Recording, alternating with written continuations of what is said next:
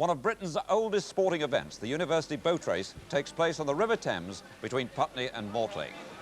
The race itself was first held 154 years ago, and we can now trace the winding course along the Thames by helicopter with our race commentator, Harry Carpenter.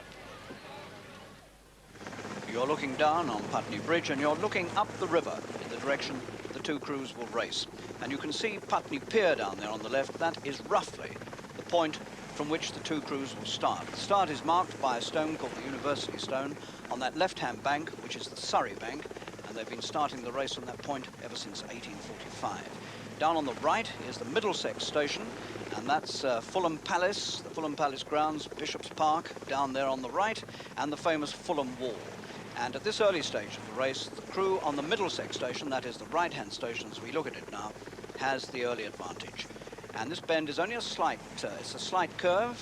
There's the Fulham football ground, Craven Cottage, coming into view. And just beyond the Fulham ground, the bend begins to run out. Look at those vast reservoirs over on the Surrey side. And that should give that early bend about 2/3 of a length advantage to the crew on that station, theoretically. Now you can begin to see the way the river turns in the opposite direction. And that's a magnificent view of the huge Surrey Bend, which lasts for 2 miles and turns completely through 180 degrees. They go into it facing north and they come out of it facing south. We've come through Fulham Reach, we now reach Crabtree Reach, and there's the great Hammersmith Bridge. We passed the mile point, and Hammersmith Bridge is the second timing point, and that's roughly 1.75 miles up the course. Great suspension bridge. And when they get just beyond the bridge, they've reached the apex of the bend. It's at its sharpest there, like a huge hairpin. Remember, the Surrey Station on the left, Middlesex on the right. And this bend continues to sweep round. A full 2 miles they cover on that bend. The next timing point is Chiswick Steps at about 2.5 miles. Up ahead of us, over on the far side, we can see Chiswick 8. Little island, that's another landmark of this race. Over on the Middlesex side of the river. And still the Surrey Bend continues to turn. Chiswick 8, which we're looking down on now, is roughly the halfway mark in the race.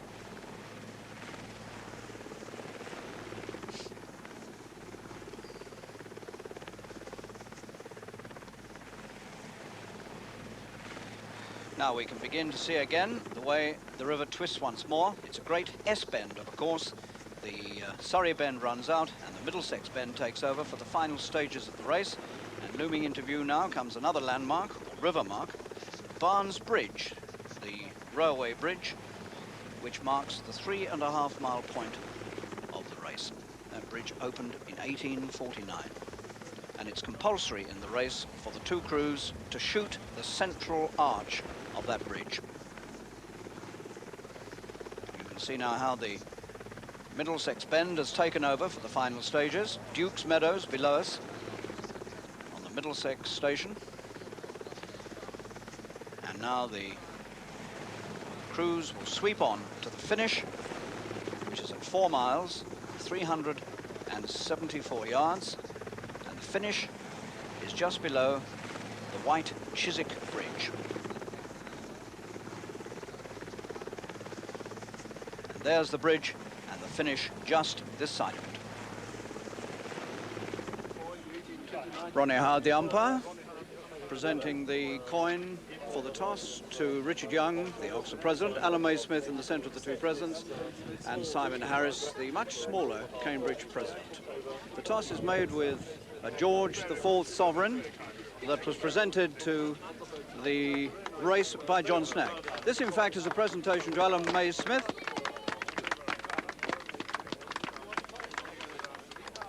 Ronnie Howard, the umpire, has the coin for the toss. Richard Young is going to toss as the last winner. Simon Harris, the Cambridge president, as challenger will call, he's called heads. And in fact, it is a head. Cambridge have won the toss. And Cambridge have taken Surrey. Now, can we just have a very quick word with... Well done, Simon. It's very unusual for Cambridge to win the toss. I think that's the third time in 11 years. I think that's about right. Now, you've chosen Surrey. Can you quickly tell us why? Well, we feel the bend will help us at a crucial part of the race. And what do you think of the conditions? Going to be rough? That's the boat race, isn't it? Right. Anyway, well done. You won the toss. Cheers. And Richard Young, what do you feel about taking Middlesex?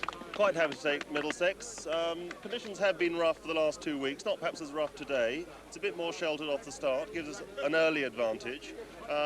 Would have been happy with Surrey, we're happy with Middlesex. And you're not too unhappy with the weather and the conditions? No, it's, as I say, less rough than it's been for the last 2 weeks, so it should be a good race. OK, we hope for a good race. Good luck to both of you.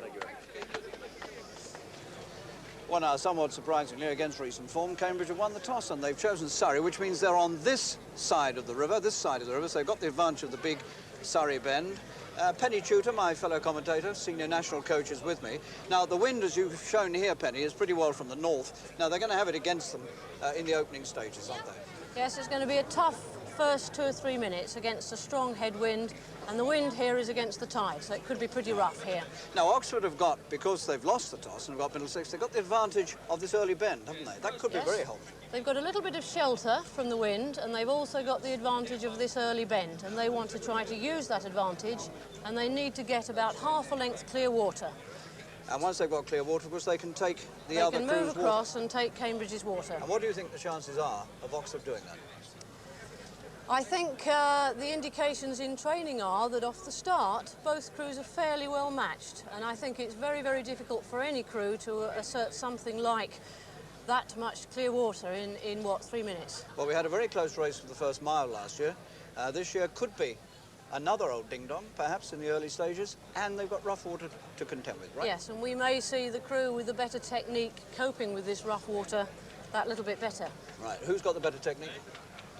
Well, that's hard to tell. That's a leading question. I think just about Oxford. OK, Penny, thanks very much. Our commentator on the race for the Ladbroke Trophy is Harry Carpenter.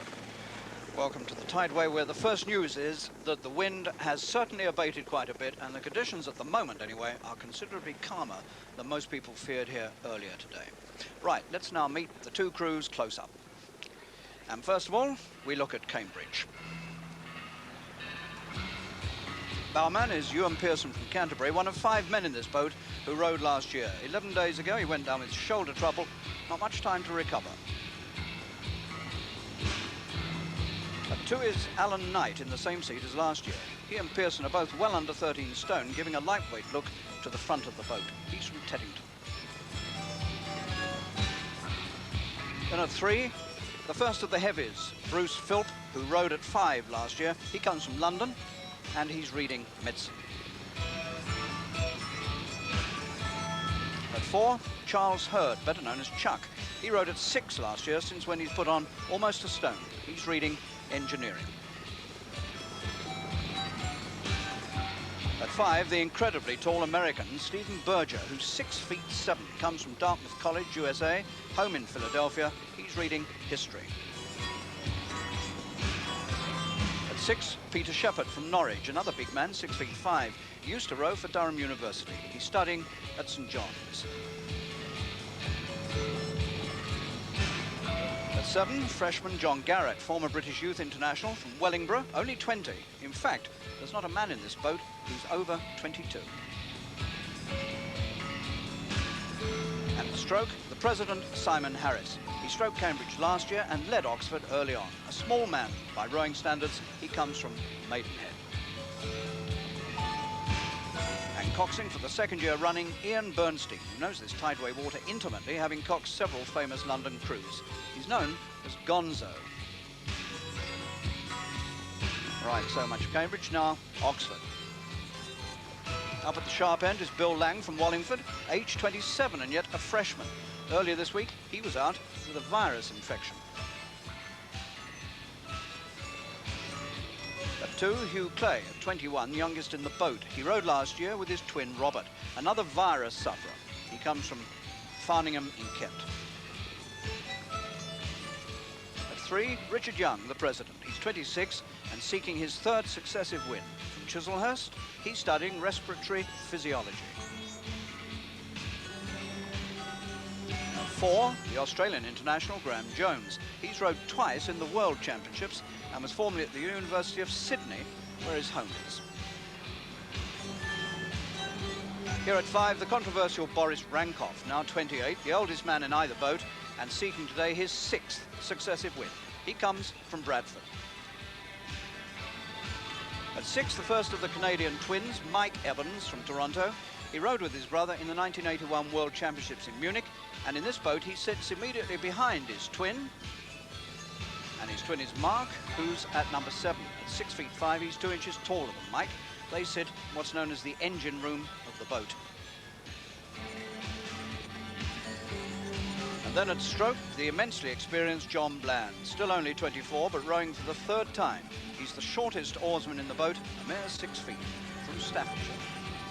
And finally, the cock Stephen Higgins from Northumberland. He recovered from glandular fever to claim the seat occupied for the last 2 years by Sue Brown.